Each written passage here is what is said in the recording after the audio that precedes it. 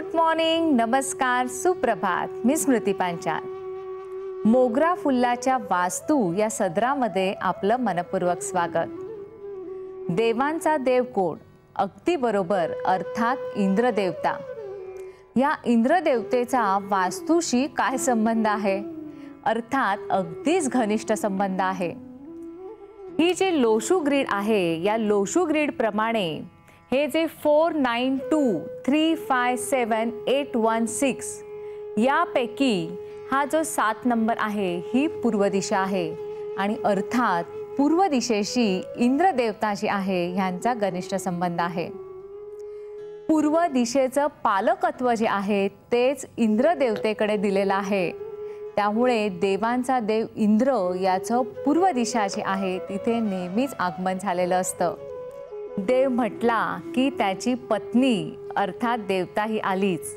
अर्थात इंद्रदेव जे आहेत यांची पत्नी राची देवी हिचं पूर्वाभिमुख वास्तू ज्या असतात इथे नमन करणं अत्यावश्यक असतं.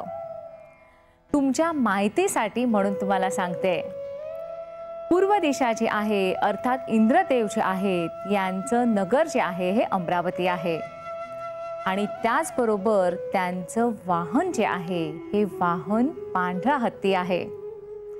त्यामुळे या वास्तूमध्ये जर तुम्हाला रंगसंगती साधायच्या असतील तर सर्वसाधारणपणे पांढरा रंग जो आहे याला निश्चितच आपल्याला प्राधान्य द्यावं लागेल. त्यामुळे आपल्या वास्तूमध्ये अतिशय चांगला प्रभाव पडू शकतो. याची इष्टदेवता जी आहे ती आहे ऐश्वर्य देवता. अर्थात इंद्रदेवता याच्याकडे ऐश्वर्य जे आहे हे अपार आहे. त्यामुळे या देवतेचं नमन करणं आपल्यासाठी अत्यावश्यक असतं. ही पूर्व दिशा जी आहे ही कुठल्या राशींसाठी चांगली ठरू शकते? सर्वसाधारणपणे यांच्या दिशांचा जे राशी ज्या आहेत या आहेत मेष आणि वृषभ. अर्थात आपली ही मेष किंवा वृषभ रास असेल तर अर्थात पूर्वाभिमुख वास्तू ज्या असतील या आपल्याला अर्थातच चांगल्या फलदायी ठरण्याची शक्यता आहे. पूर्वाभिमुख वास्तू ज्या आहेत मुळामध्ये यांचा गृहाधिपती जो आहे हा सूर्य आहे. सूर्य जो अंधकाराचा नाश करतो आणि प्रकाशमय जीवन जे आहे हे प्रज्वलित करतो. त्यामुळे पूर्व दिशांच्या वास्तू ज्या आहेत याच्यामध्ये जर आपण सूर्याचं अभिष्ट चिंतन केलं तर निश्चितच आपल्याला त्याची चांगली फळं मिळण्याची शक्यता असते. आता आपण पाहणार आहोत पूर्व दिशा जी आहे यांची शुभ फळं आणि त्याचबरोबर अशुभ फळंही आपल्याला काय मिळू शकतात ते. सर्वसाधारणपणे एखादा प्लॉट असेल आणि त्या प्लॉटला पूर्व दिशेला उतार गेलेला असेल तर हा सर्वोत्तम म्हटला जातो. सर्वसाधारणपणे पूर्व दिशेला उतार आलेला असेल आणि दक्षिण दिशा उंच झालेली असेल किंवा पश्चिम दिशा उंच झालेली असेल तर अशी वास्तू जी असते इथे ऐश्वर्याचा लाभ होत असतो. अर्थातच ऐश्वर्य लक्ष्मी जी असते ही तिथे आपल्याला सतत नांदताना दिसत असते. एखादी वास्तू बांधली गेलेली असेल आणि तिथे पूर्वेकडच्या भिंती ज्या असतील या जर कमी उंचीच्या असतील तर तिथे राहणाऱ्या व्यक्ती ज्या आहेत यांना उच्च दर्जाचा लाभ होत असतो. अर्थातच आपण एखाद्या नोकरीमध्ये असाल तर नोकरीमध्ये आपल्याला लवकरच तिथे पदोन्नती होण्याची शक्यता असते. अर्थातच प्रमोशन मिळण्याची शक्यता असते. जर एखाद्या वेळेला पूर्व दिशेला पाण्याचा तलाव आलेला असेल तर तिथे राहणाऱ्या व्यक्तींना पुत्र संततीचा लाभ होण्याची शक्यता असते. त्याचबरोबर पूर्व दिशेला पाणी वाहून जात असेल तर तिथेही अपार संपत्ती जी असते तिचा वास होत असतो. सर्वसाधारणपणे काही वेळेला एक घर असतं आणि तिथे राहत असतात 2 भाऊ. या 2 भावांना काही वेळेला सेपरेशनची वेळ येते. अर्थातच प्रत्येकजण स्वतःचं किचन आणि घर स्वतंत्र करतो.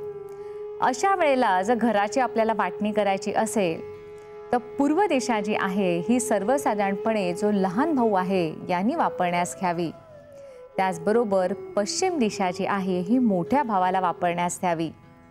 हे त्यांच्यासाठी सर्वोत्तम असण्याची शक्यता असते. पूर्व दिशेला जर आपण झाडं लावली तर त्याचाही आपल्याला निश्चितच फायदा होत असतो. आणि अर्थातच झाडांचीही वाढ चांगल्या प्रकारे होत असते. पूर्वाभिमुख जर प्रवेशद्वार असतील तर अशा वास्तूमध्ये आरोग्य आणि धनसंपदा याचा वास होत असतो. आरोग्यासाठी पूर्व दिशेची प्रवेशद्वार जी असतात ही चांगली असू शकतात. अर्थात याच्या मागचं कारण असं की पूर्व दिशेला चढत्या सूर्याचे अल्ट्रागॅमा व्हायब्रेशन जे असतात हे त्या वास्तूमध्ये येत असतात. अर्थात ते आरोग्याच्या दृष्टीने अतिशय चांगले असू शकतात. त्यामुळे अशा वास्तूमध्ये स्वास्थ्य आपल्याला मिळू शकतं. मात्र पूर्व दिशेचे तोटे जे आहेत, अर्थात एखाद्या घरी पूर्व दिशा जर उंच झालेली असेल तर आपल्याला करिअरमध्ये अनेक अडथळे जे आहेत यांना सामोरं जावं लागतं. त्याचबरोबर पूर्व दिशेला एखादा उंचवटा आलेला असेल, पूर्वेच्या भिंती जर उंच झालेल्या असतील तरीही आपल्याला त्याचा त्रास होण्याची शक्यता असते. एखाद्या वेळेला एखाद्या घरामध्ये पूर्व दिशेला जर शौचालय आलेलं असेल तर अनारोग्याचे त्रास तर आपल्याला निश्चितच होत असतात. पण त्याचबरोबर अशा वास्तूमध्ये पैसाही अजिबात टिकत नाही. त्यामुळे पूर्व दिशेचं शौचालय जे आहे हे आपल्याला अतिशय महागात पडण्याची शक्यता असते. मात्र योग्य रेमेडीज देऊन आपल्याला ते शौचालय जे आहे याचे दोष निश्चितच कमी करता येतो. पूर्व दिशा ही सूर्याची दिशा. सूर्य त्याचा गृहाधिपती आणि अर्थात त्याचं पालकत्व जे आहे हे इंद्र भगवानांकडे आहे. त्यामुळे पूर्व दिशा जास्तीत जास्त स्वच्छ ठेवा. आपल्या घरामध्ये ऐश्वर्य त्यांनी निश्चितच येऊ शकेल. वास्तूमध्ये आज आपण इथेच थांबतोय. नमस्कार.